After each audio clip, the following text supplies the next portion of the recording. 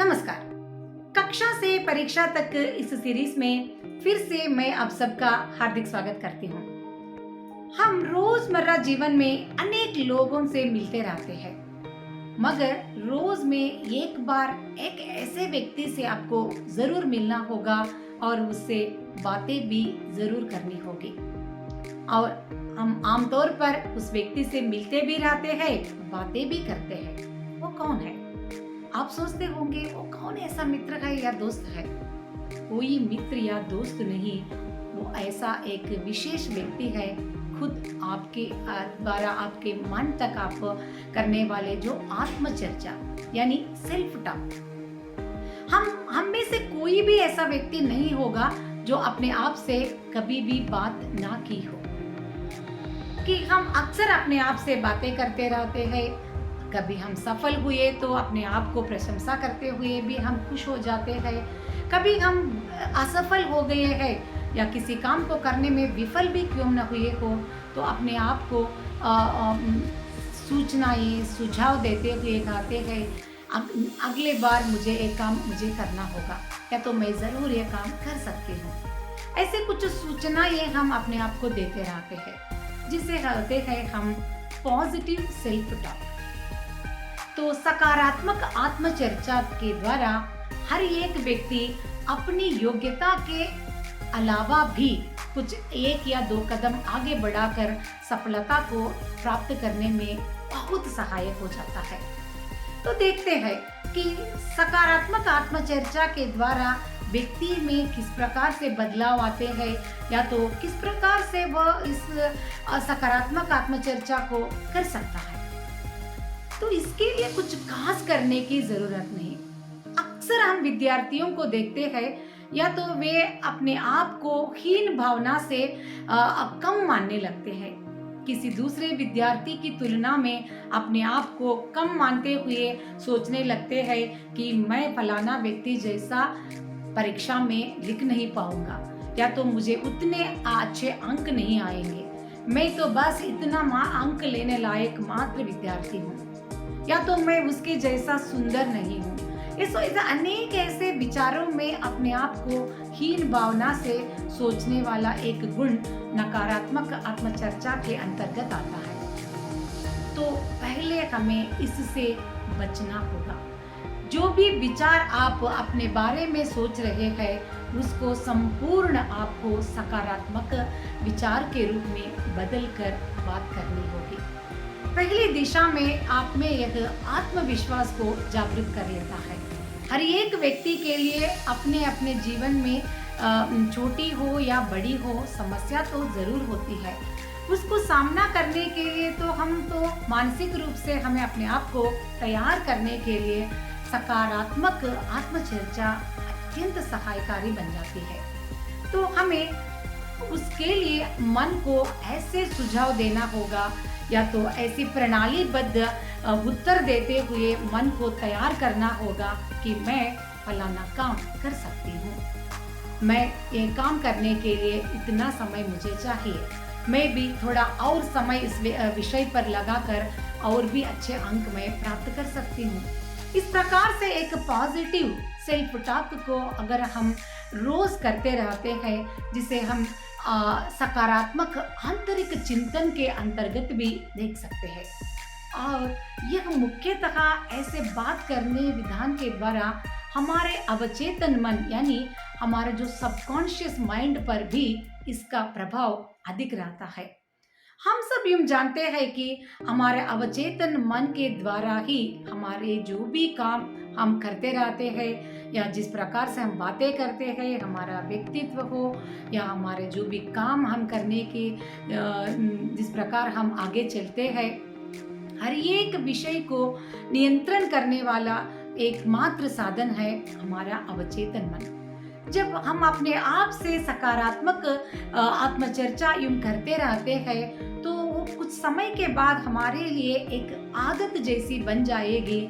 चाहे जितनी भी बड़ी समस्या आपके सामने क्यों न हो, आप मुस्कुराते हुए उसको स्वीकारने लगते हैं और आप उस दिशा में प्रणालीबद्ध योजना के साथ काम करना शुरू कर देते हैं। इस प्रकार से सकारात्मक आत्मचर्चा के द्वारा अनेक लाभ हम कह सकते हैं। एक प्रकार से मानसिक रूप से आप अत्यंत स्थिर होकर काम करने में जुट जाते हैं।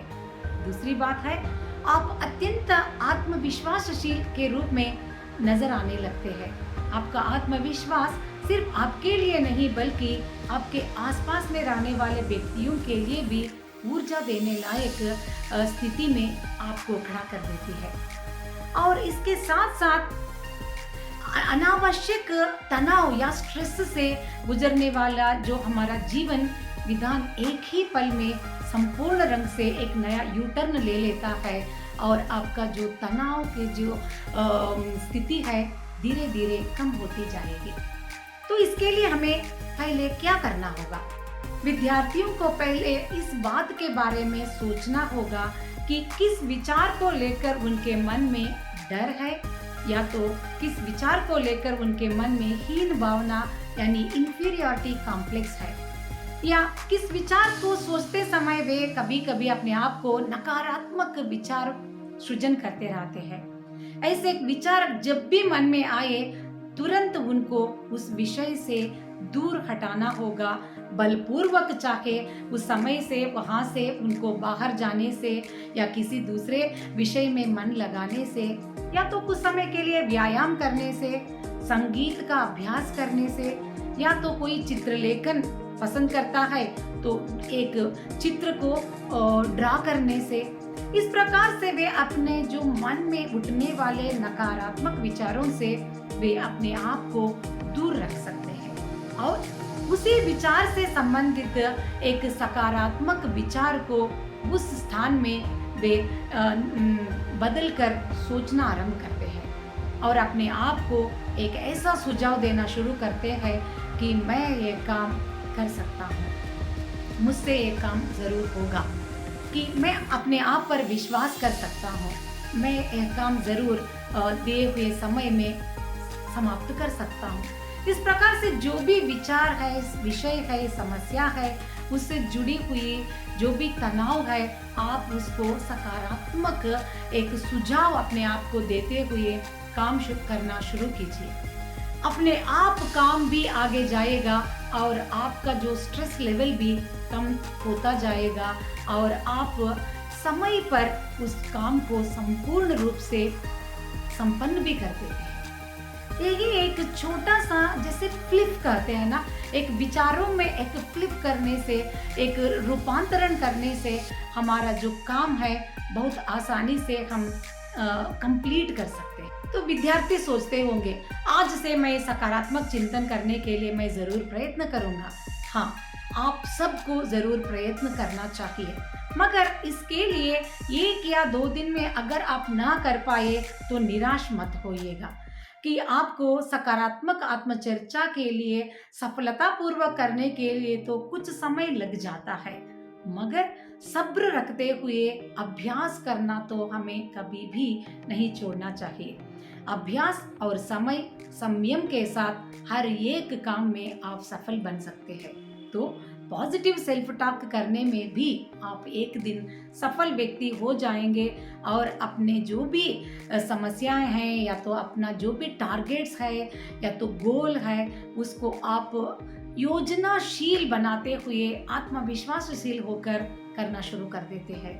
हम अक्सर प्रेरणा के लिए मोटिवेशनल वीडियोस देखते रहते हैं या कोई मोटिवेशन देने लायक यानी प्रेरणा देने लायक किताब पढ़ना पसंद करते हैं, मगर हमारे लिए 24 घंटे प्रेरणा देने लायक व्यक्ति या पुस्तक तो हमेशा हमारे पास नहीं होते। तो हमारे लिए सबसे अधिक शुभचिंतक और प्रेरणाशील व्यक्ति हमारे साथ ही है, जिनको हम भूल जाते हैं और इधर उधर हम सहायता के लिए देखते रहते हैं। तो रोज में एक बार आपको उस व्यक्ति से मिलना होगा और उस व्यक्ति से बात करनी ही होगी, मगर बात करते समय एक विषय को आपको ध्यान में रखना होगा। बात जो भी है सकारात्मक आत्मचर्चा के द्वारा ही आप उससे मिलने वाले हैं, है ना। तो इसी उत्तम विचार के साथ मैं इस वीडियो को यहाँ समाप्त कर देती हूँ। अगले हफ्ते हम हमसे हमेशा लिपटे हुए जो दोस्त होते हैं उनको किस प्रकार हमें चुनना है और उन लोगों से हमारे लिए हमारे जीवन में होने वाले बदलाव के बारे में भी हम बात करने वाले हैं। तब तक के लिए मुस्कुराते रहिएगा और काफ़ी बातें चैनल को अपने दोस्तों के साथ भी बांटिएगा। Thank you so much.